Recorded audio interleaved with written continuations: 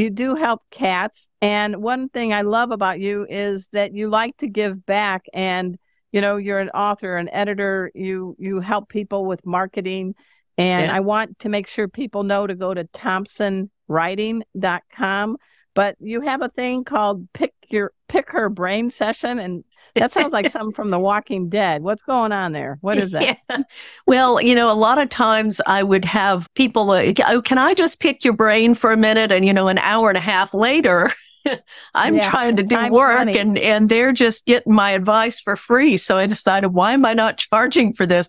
Another entrepreneur gave me the idea because he had the same thing happening with him. So I put that on my website. It's not like I sell a lot of them, but it lets people know that, hey, my expertise was gained over a lot of years and I've invested a lot in it. And you need to invest something with me in order to get that expertise. I don't necessarily give it away for free.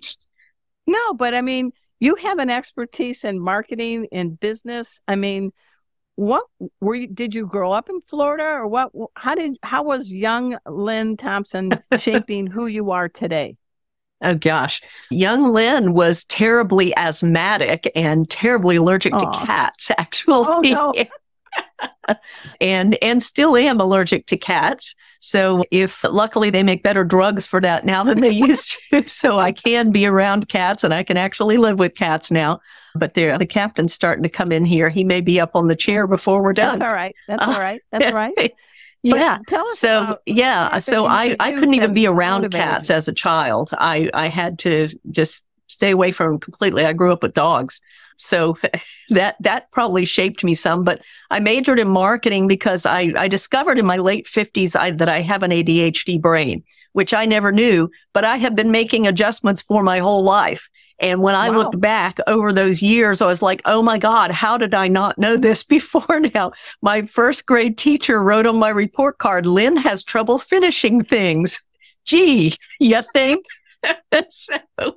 So yes. I didn't know that. Yeah. Well, so after going through probably most of the majors they had at the University of Florida, I settled on marketing because that seemed more versatile and I could do whatever with it. And I had no idea what I wanted to do at college age. So it was probably when I was leaving the corporate world in my mid 40s that I looked back over my corporate career and said, what have I done that has been enjoyable to me and has gained me acclaim? And it all came back to writing. If I was in a job that didn't have writing as a part of the job description, I would change the job in order to make it a part of that. So writing was for me what was my outlet. It was my creative outlet.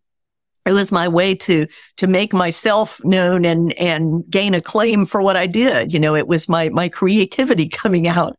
It's just, I have a cat mustache. On YouTube. Yeah. What is that called? The captain is doing what to your face? He's giving me a cat mustache. It's a talented tale. So on your site, you also say we help you tell and sell your story. Mm-hmm. So tell us about, we got a couple minutes left. What's some things that you can do to help somebody that may want to publish a book or some other format?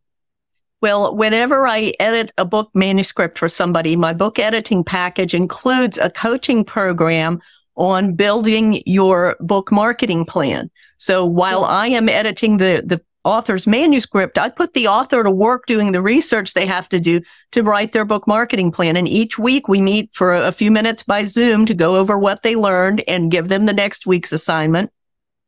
Mm-hmm. And by the time I finish the developmental edit on their manuscript, they have a written book marketing plan, and it may change how they finish writing that book manuscript. So they have that in place. And when I do the copy edit on the second time after they've made their revisions, I work with them on identifying the publishing path they're going to take. And so that helps them by the time they get their manuscript back from me, they have a written marketing plan and they know how they're going to publish it.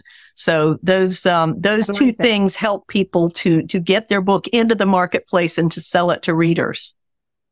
We know that, the Feline CEO book that you've written, you're giving people some lessons from the cat's perspective. But from your perspective, what's one thing a cat has taught you to make you a better human? Lynn Thompson. Oh, gosh. I think it's to pay attention to things, to listen to things, because cats communicate so differently than dogs. They're much more subtle sometimes in their Except for communications. cat, the tail Sometimes you just get a big old tail in the face, you know.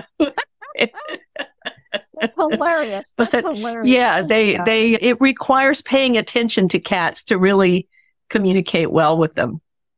I like that. And tell people once again how they can find you and the Cat Writers Association. Okay, they can find me at thompsonwriting.com, and they can find the Cat Writers Association at catwriters.com.